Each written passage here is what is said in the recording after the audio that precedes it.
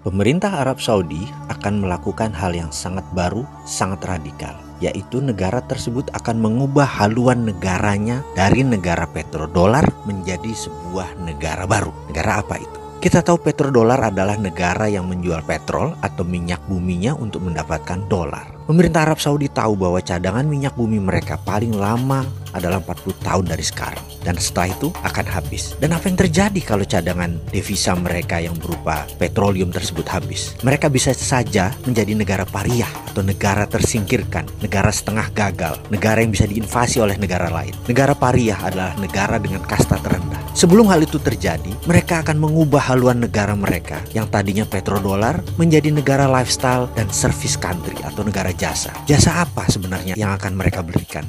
Mereka tahu petroleum tersebut hanya tinggal 40 tahun. Tetapi tamu Allah akan bertahan hingga akhir zaman. Karena itu mereka memforward atau menjual SWF.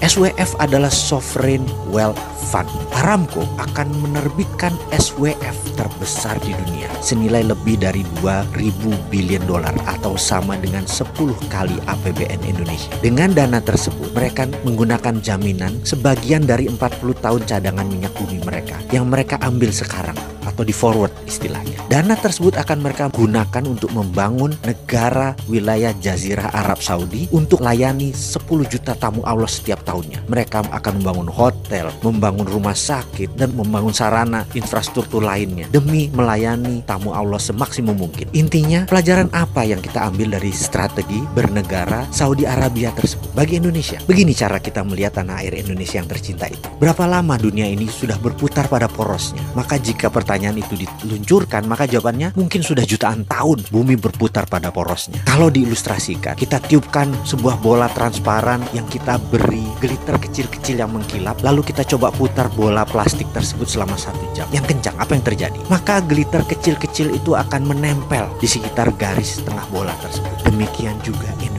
Mineral di bumi tadi banyak yang menempel di Indonesia. Semua unsur yang ada di tabel periodik semua ada di Indonesia. Maka kekayaan alam yang kita miliki tidak dimiliki bangsa lain. Karena sudah miliaran tahun, sudah jutaan tahun bumi berputar pada porosnya, dan porosnya tersebut sebagian besar adalah Indonesia. Kita misalnya menghitung cadangan nikel kita atau cadangan pasir besi kita, belum lagi cadangan emas, perak, platinum. Kita pilih satu mineral saja. Lalu cadangan tersebut kita terbitkan SWF, Sovereign Wealth Fund, di mana dana tadi untuk membangun sektor produktif. Misalnya kita membangun smelter atau kita membangun infrastruktur dinamis lainnya. Maka kita tidak perlu berhutang dalam tata kelola APBN ini. Cukup terbitkan SWF berbasis mineral. Satu saja, 10% saja nilainya, maka 2.000 billion bisa kita dapat. Itu 10 kali APBN. Dan itu bisa membuat Indonesia menjadi negara superpower dalam 5 tahun ke depan. Jadi apalagi yang ditunggu? Wahai pemimpin bangsa,